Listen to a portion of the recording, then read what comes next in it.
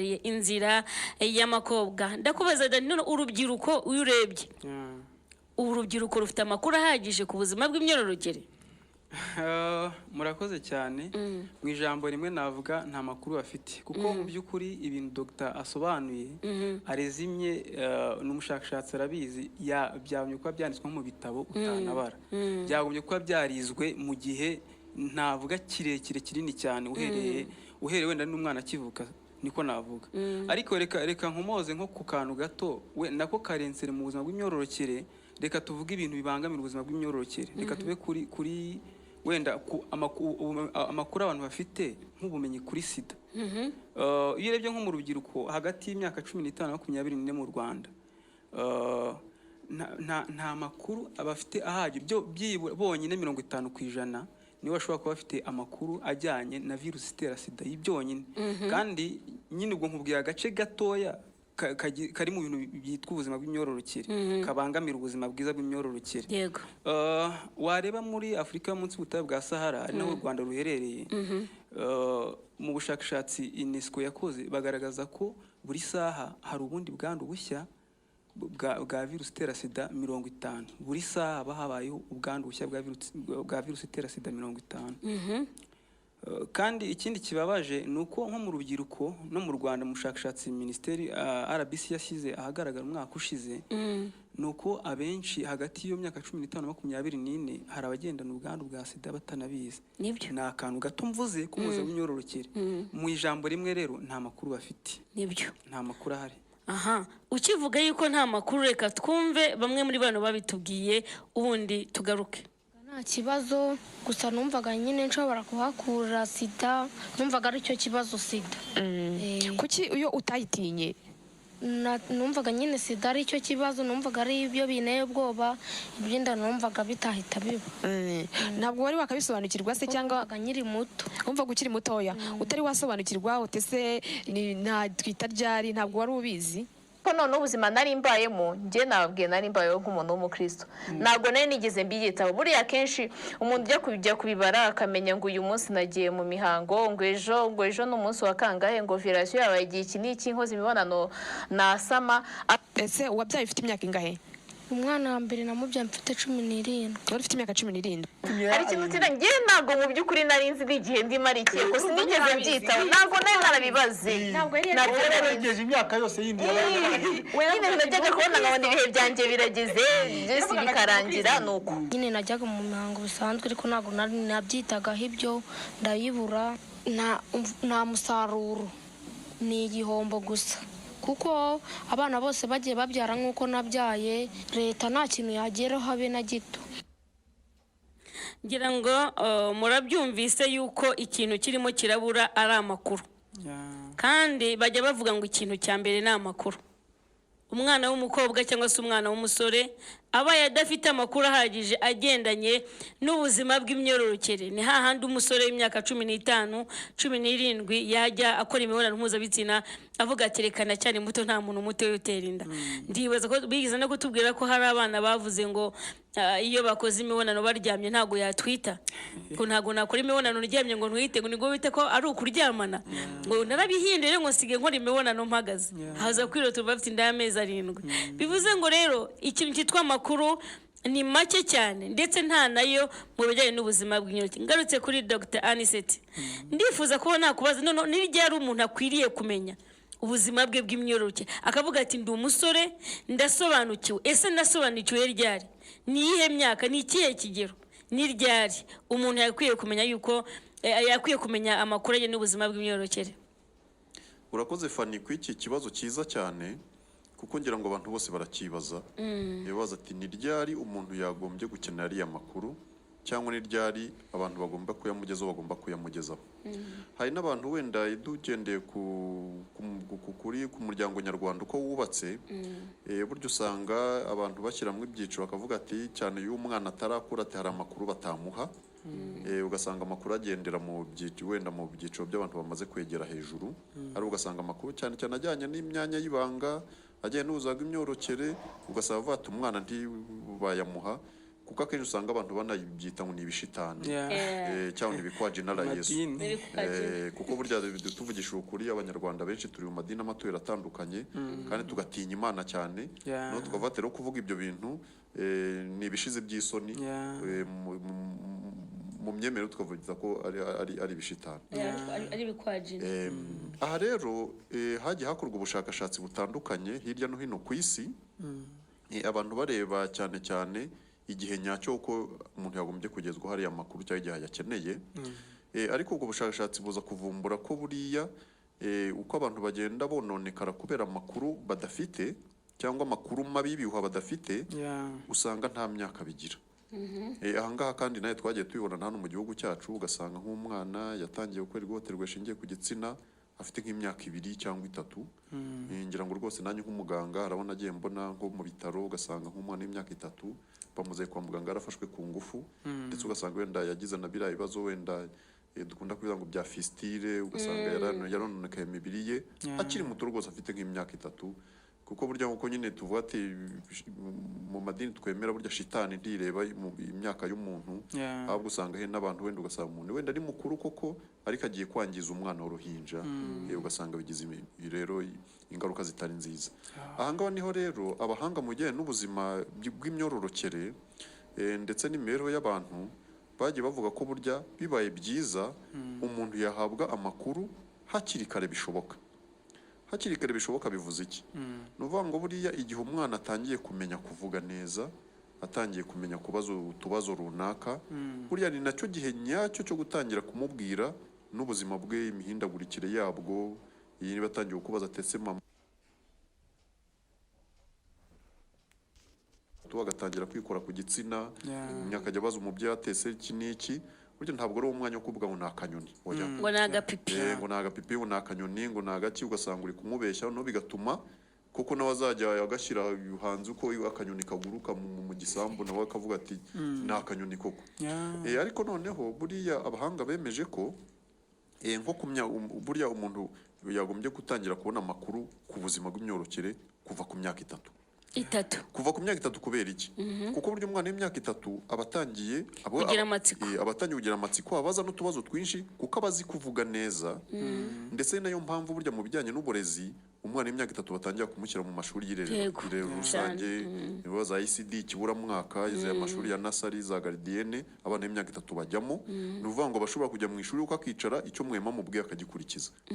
Ni nacyo rero niba atuduvati yajya no mu ishuri agakurikira utuntu tworoheje akeneye n'amakuru yoroheje ku bijyanye n'impinuka z'ubuzima bwe n'ubuzima bw'imyororokere ari nayo mpamvu ababyeyi cyangwa abantu bigisha abo bana impuguke zibabwira ko umwana nk'uwo umusubiza ikibazo akubajije gusa ugafungiraho niba akubajije ati iki ni igiki akobeje nk'igitsina cye ntumubeshye ukumubwira ati iki bakita igitsina nk'uko urugingo bwatuku ni ukuboko iki ni uko ati iki ni igitsina yakuba ati gikora iki ntumubeshye rwose kuvuga ati wenda ugikoresha umubiri wenda wisukura ibyo kujya kwihagarika ubwiherero kandi wenda numana gukura umuntu yamaze gukura nicyo wenda nirwo rugingo Imana ikoresha kugira ngo umuntu ashobore kubyara. Umwana akabimenya hakiri kare kugira ngo atazabibwirwa n'undi akabimubwira nabi akaba yamushukaho bakemera ko yabibwiwe n'umubyeyi.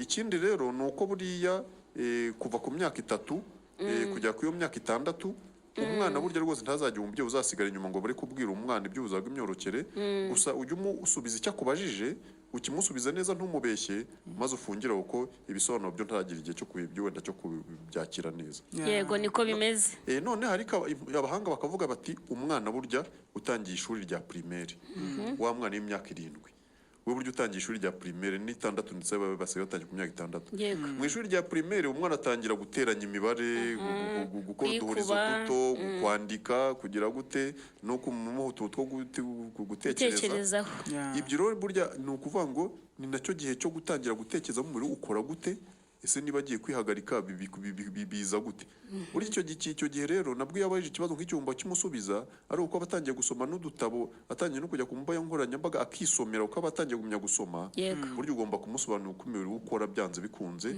ukabwira igitsina cye gikora gute uzaga imyororokere kugira ngo atazatungurwa noneho kandi ntazabona amakuru y'ibihuha kuko azi gusoma ntawe wamuhisha Yego. n'utabimubwira azajya kuri Facebook bamubeshye bamuha amakuru apfuye araruza amakuru atari ukuri, ajye kuri YouTube abone abandi bashaka views bari kumubeshya ibintu babakubita igihuha kiraho abibone gutyo, noneho kuko uwo ntacyo wamubwiye afate bya bindi abonye. Haro tuvuga ati umwana utangiye ishuri rya primaire kuva ku myaka 7 kuzama kujya ku 10 rwose muhe amakuru kuko nundi yamwima ufite ahandi aza kuyajyana kuko azi gusoma no kwandika. Niko kuri. Ahanga noneho impuguke zikongera zikavuga zito no kuva ku myaka 10 kuzamura. Ku myaka 10 kuzamura umuntu ageze mu icyagihe cy'ubugimbi n'ubwangavu. Yego. Nuvanga abahungu n'ingimbi, abakobwa n'abangavu.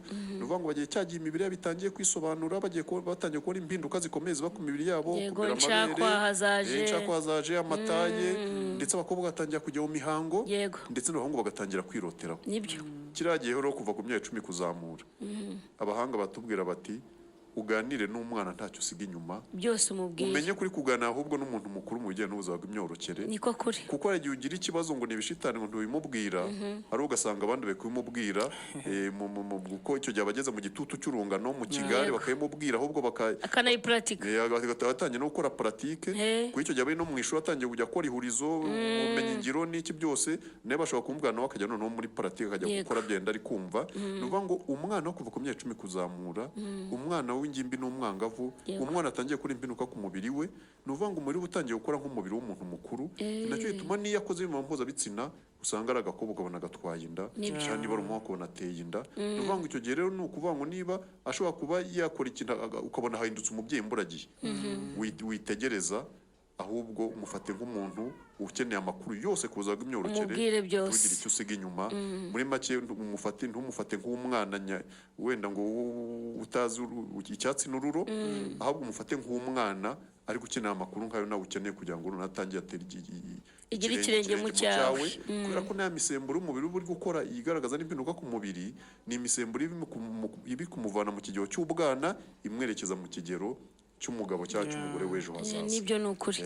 Niko bimeze rero, ukomeze wandike na message ko mukangiye gusoma message zanyu, ucishe kuri 078 41 65 847 nimero ndikaho ubutumwa bugufi niyo ni 078 41 65 470.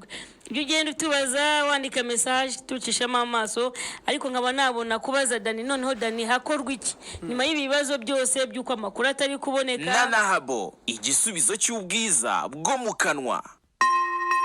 Ni 8 z'amanywa uri kuri Flash. Nyuma yo kwamamaza cyangwa gutumikira abadutumye dukomeza tunagana ku musozo, ndifuza kubaza Dani kino kibazo noneho hakorwa iki kugira ngo amakuru atangwe agere kuri rwa rubyiruko, kuri abantu bayakeneye, hari bukorwa iki? Murakoze.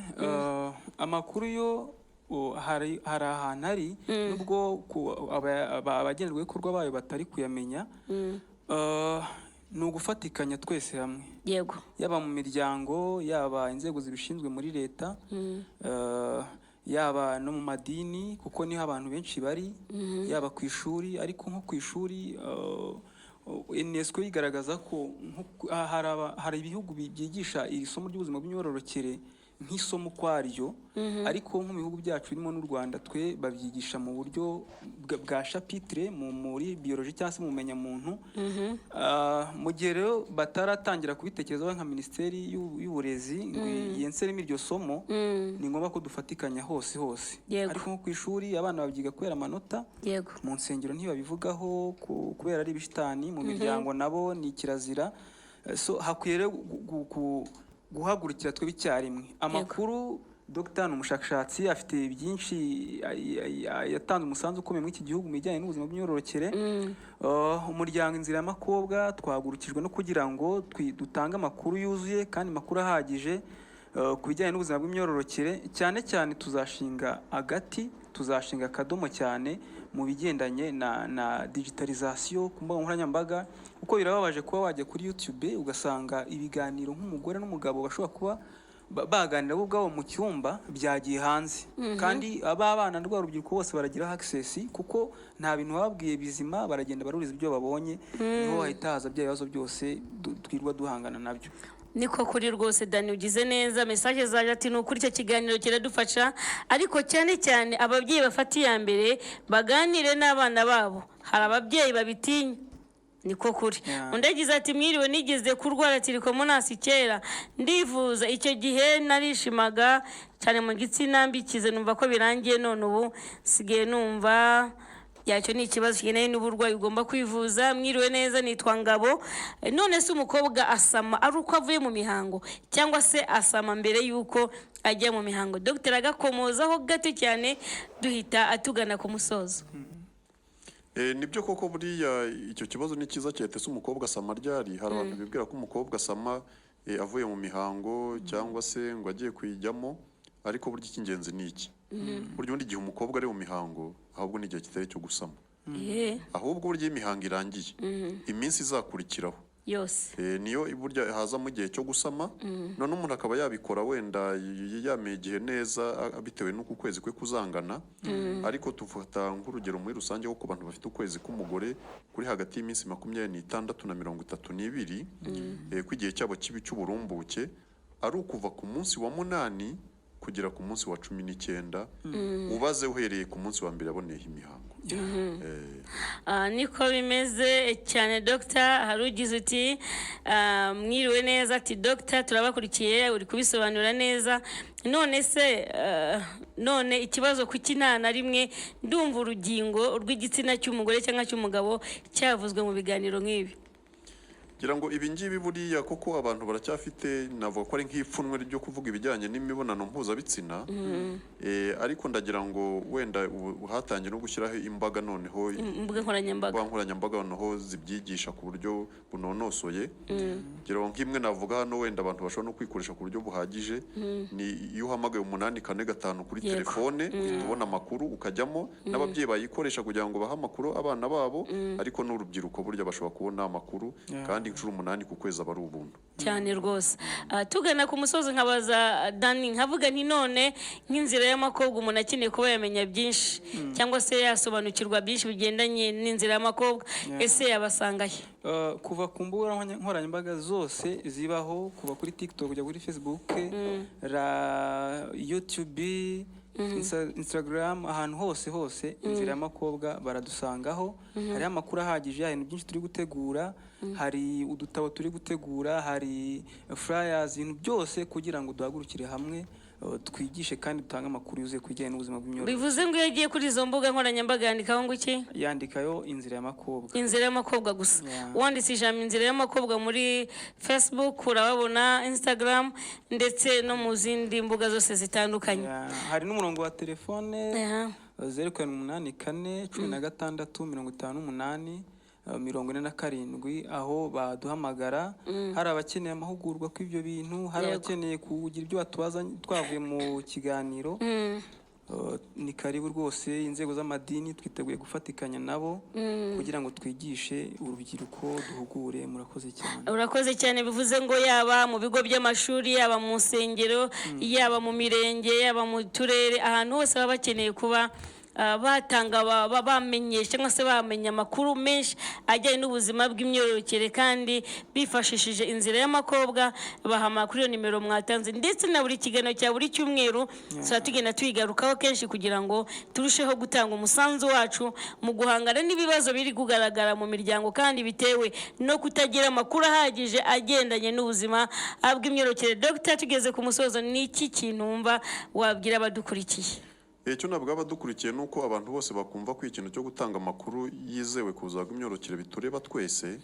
Ndashaka kuvuga mu muryango rwose ababyeyi baganiriza abana ku mashuri naho abarimu baganiriza abanyeshuri ndetse no mu rungano burya aya matsinda y'ibiganiro twita clubs nazo zikore neza ziganire ku buzima bw'imyororokere ariko noneho abantu bakoresha n'ikoranabuhanga nk'uko mugenzi wajya bivuze bagiye ngo nk'ijye bagiye ku internet ntibara amakuru ku baso naho Rwandike wenda inzira y'amakobwa babe bahavana amakuru atandukanye nabwiye 845 we bakoresha iyo mibare ariko no n'imiryango ifatanya na leta ndashaka kuvuga imiryango mpuzamahanga n'imiryango ya societe civile nayo nifata umwanzuro itwegere muri iki kiganiro dufatikanye twigisha abanyarwanda bagira amakuru nyayo cyane cyane urubyiruko. Niko kuri birakwiriye twese nk'abitsamuye dufatanyirize hamwe gutanga amakuru yizewe ageneye n'ubuzima bw'imyororokere kugira ngo bikomeze kurinda urubyiruko kugwa mu bishuko bigendanye no kuba bakishura mu mibonano mpuzabitsina byanabaviramo ingaruka zikomeye zo gutwara inda zitateganyijwe. Reka nshimire Dr. Niseti Impuguke, mwakoze cyane. Murakoze namwe. Ndagushimiye cyane Dani wahagarariye inzira y'amakobwa. Murakoze cyane. Shimira namwe mwese mwakomeje kudutega amatwi. Nshimira Radio Flash FM ndetse na Flash TV. Tubabwira tuti ikiganiro cyo nakagaruka ku cyumweru guhera ku isaha 7:30 tuba dutangiye hano ikiganiro. Ntukajye ucikwa kuko byinshi tuganiriramo ni ingenzi. Mukomeze mugire icyumweru cyiza. Ariko mama Giho, Karame, urabona ukuntu umukobwa wacu amaze kuba inkumi? Ataba inkumi se. Bizko se amaze kugira imyaka 15. None se buriya ujye wibuka kumuganiriza ku bijyanye n'ubuzima bw'imyororokere? Reka. Ubwo se nabamuganiriza mu biki? Mu mashuri se niba byigisha? Ariko mama Giho nawe se ubona ari indi ufite uruhare rukomeye ku mwana kurenza ababyeyi bamubyaye. Uyu mwana ni ukuri akeneye amakuru ahagije ku bijyanye n'ubuzima bw'imyororokere. Uzi ko ari byo koko? Dore ko na musaza wamaze kuba ingimbi. Mubyeyi, ganiriza abana ku bijyanye n'ubuzima bw'imyororokere kugira ngo bibarinde kugwa mu bishuko byangiza ejo hazaza habo kandi aribo mbaraga z'igihugu. Kurikirana ikiganiro inzira y'amakobwa gitambuka kuri Radio Flash FM buri cyumweru guhera 7:30 kugera 8:00.